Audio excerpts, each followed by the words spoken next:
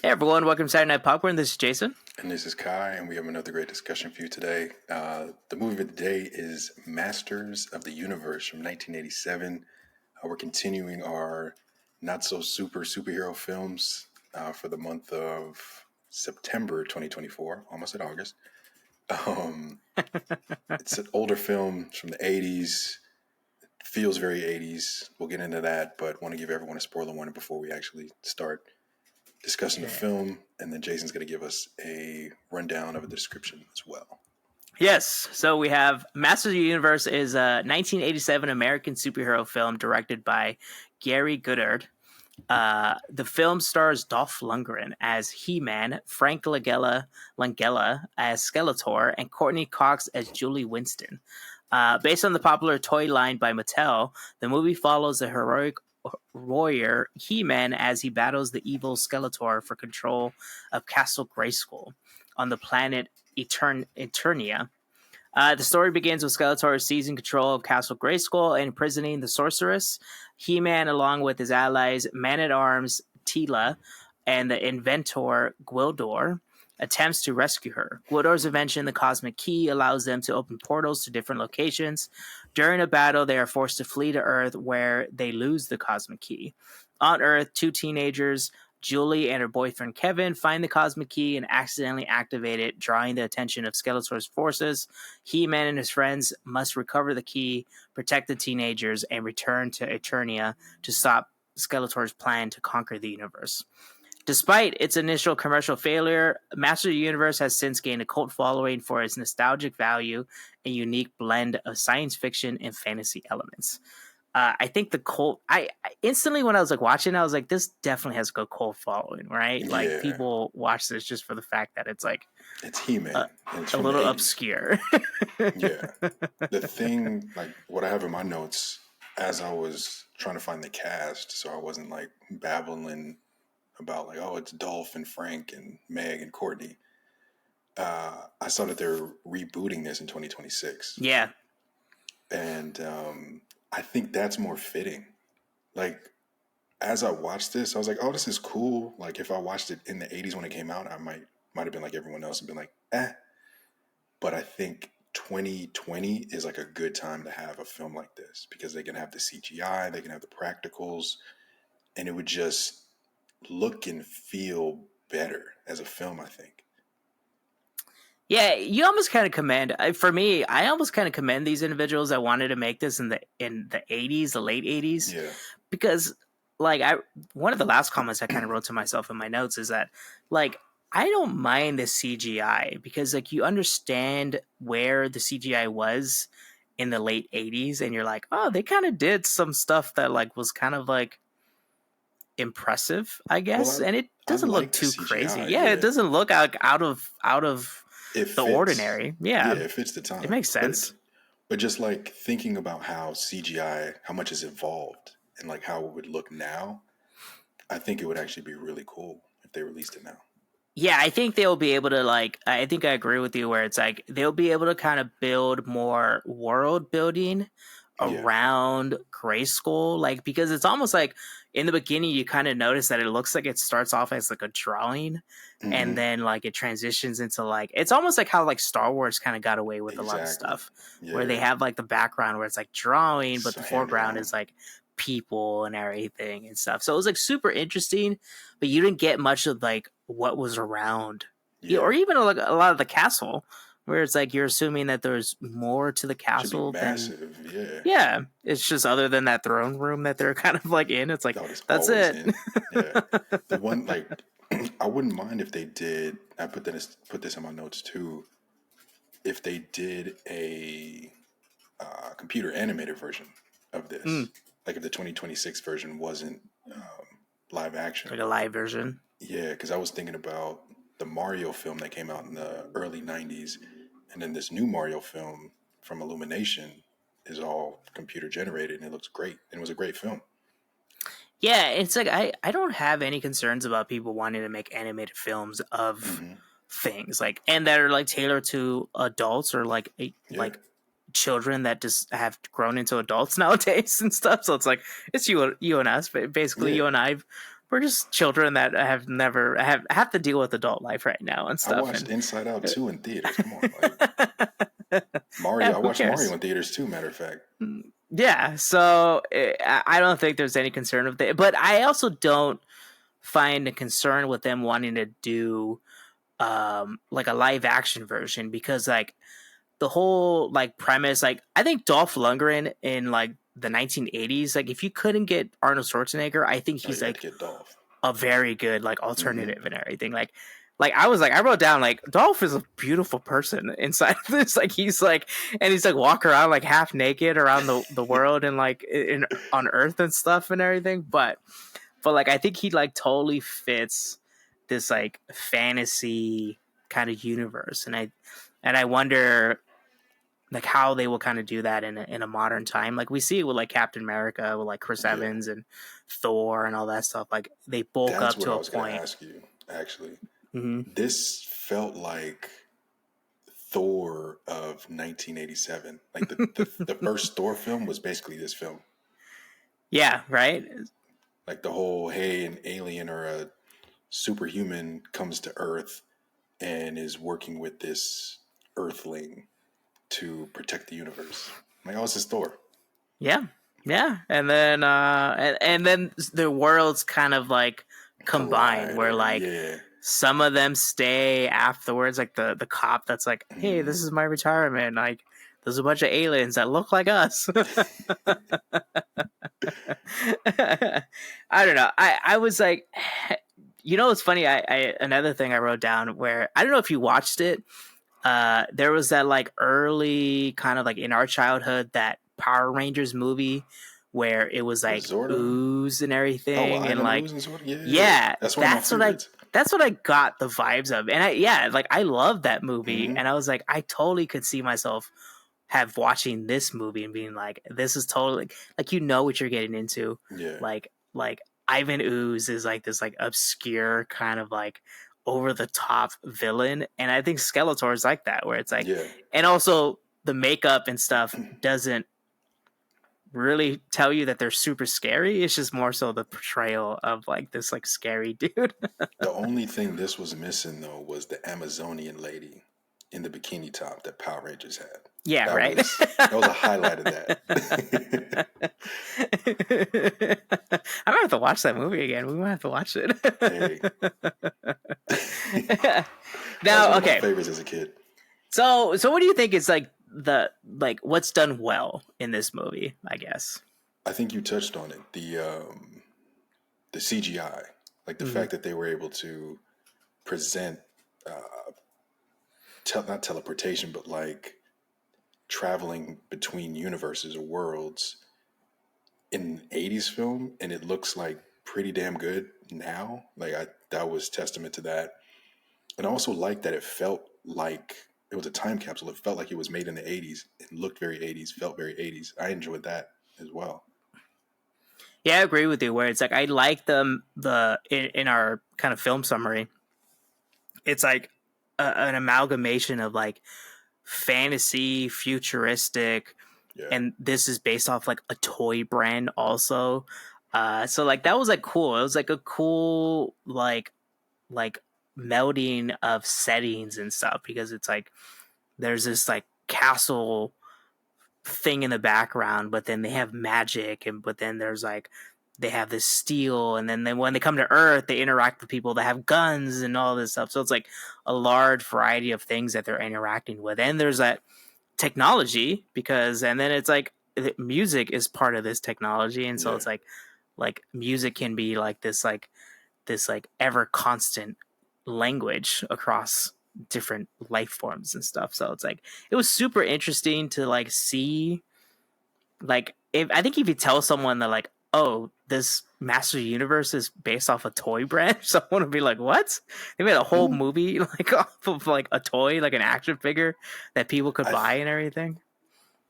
I think that's typical now though, because we have so many Power Ranger. Well, I guess Power Rangers came out before the toys, but like Barbie, Barbie. Bratz, like they've people companies have made a shitload of money from that, from other IPs, like toy IPs have become massive movies. Yeah, that's true because it's like one of my favorite movies is Detective Pikachu, which is based off the Mm, Pokemon and all that stuff. It has Ryan Reynolds and yeah, various things like that, and it's like it's super interesting, and it's like I think that's the thing where it's like I think we're all very nostalgic, yeah. and that's why a lot of these things turn into cult followings because it's like you're trying to remember how good it was back then, maybe. How good it was to be a kid again. Like, yeah, Yeah, try to find there's that less joy. problems. Oh yeah, there's no problems. The only problem was like, hey, what do I have for snack? Yeah, right. Like, am I gonna have to chop my own fruit, or is someone else gonna do it for me? Right? Do I get the gushers or do I get the fruit roll up today? Like, what's going on? Yeah. So, in terms of like doing things wrong, Mm, I think there's a lot of things that are like over the top. I think what it's the limitations of the world building because it's like yeah, because of the they time. fall into a small town and it's like you can tell like they don't have much production behind it where it's like oh let's just use the gymnasium of like a high school that is around and stuff and It was like like running Back to the around. Future, basically. Yeah, Yeah, so there's some things that are like very limited in that and then also sometimes the characters themselves like Skeletor. I think the dude that voiced Skeletor, I like played Skeletor was very good, but like the movements of his mask, you can tell he's wearing something over. yeah, Because like his voice is coming out and like there's like but it's movement, like but then delayed.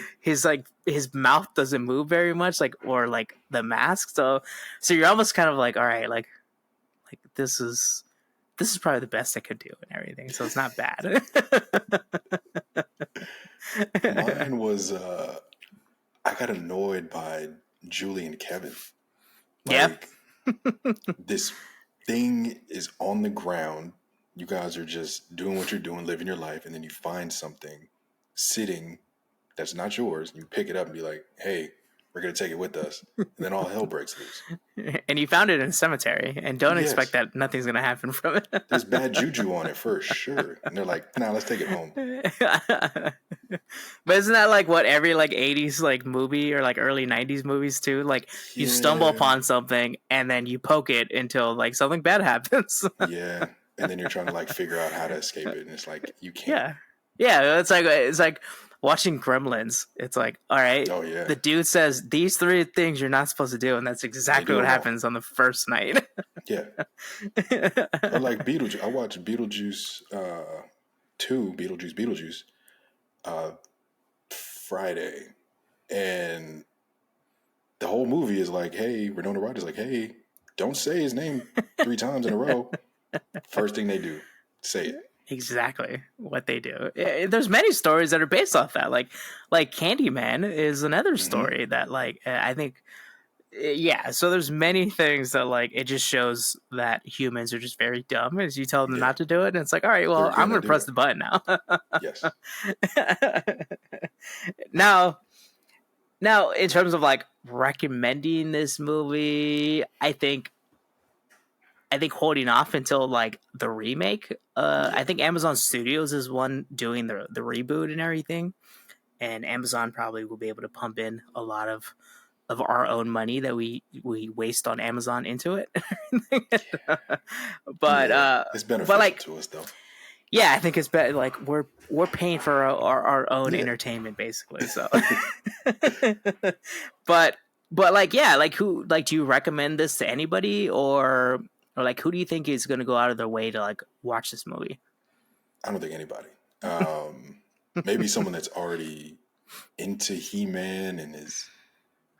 I think anyone that outside of us, because we just watched it for the first time, but most people, I don't think will go out of their way to watch this. I think, like you said, once the reboot comes out, this may get more attention because someone will be like, "Oh, hey, there's an original."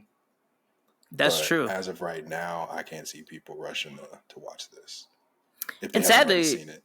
I can say like I can probably think like sadly like if people are looking back at the careers of like Courtney Cox like people forget that like, Courtney Cox was fairly established in the acting world before Friends, before being Monica and stuff. And I don't know if you saw the connection. It's hilarious that whoever plays Monica's mother in Friends is the sorceress in Master Universe. Oh dang. Yeah, Yeah. I wasn't a Friends person, so I didn't even get that. So So I'm yeah, happy you pointed that out to me. Patty and I watched Friends like way too many times and stuff. I was actually watching it today while I was doing stuff around the house. But yeah, like Patty and I were like, is that the mom from Friends? And we looked it up. It's like, yeah, that's her. That's Um, crazy. That's or like crazy. looking Wow. back on like Dolph Lundgren's career, because he does this after playing the Russian in Rocky. So kind of like looking back at like what Dolph Lundgren maybe has done in his career, like you may stumble upon this movie. I think anybody that watched this as a child and hasn't gone back to it in a while probably would go out of the way to like, hey, like isn't this like a fun kind of revisit to our childhood? Like maybe a dad or like a mom Make sure showing the their child, kids. yeah, like Yeah. this is what we watched when we were kids. We're gonna do the same thing. Yeah, Our probably, kids are yeah. gonna be like, ew, this is what you used to watch? This looks terrible. Yeah, we're watching Power Rangers with them and everything. Like, this madness. I got a question for you. Yeah. Do you think male action stars in the 80s included in their contracts must be shirtless? Oh, it seems like it. We're Because all of them like were must shirtless. have nips out Yeah. 24/7, like the whole time he's on set, probably. Because Dolph, Arnold, Stallone, uh, Jean Well, Claude, like yeah, John Claude. Yeah. half naked. I think the only person that you saw it with like in Die Hard, like he wore a tank top, Oh so yeah. he was very modest. He wasn't super fit yet. He was like, nah, I gotta keep some stuff to Yeah, myself. well, yeah, he was the real person's superhero, where it's Exactly. he has like a few beers at the end of the night. Yeah, I think so. I think anybody back then were probably like, yeah, like I gotta be shirtless the whole time and wearing tidy whities.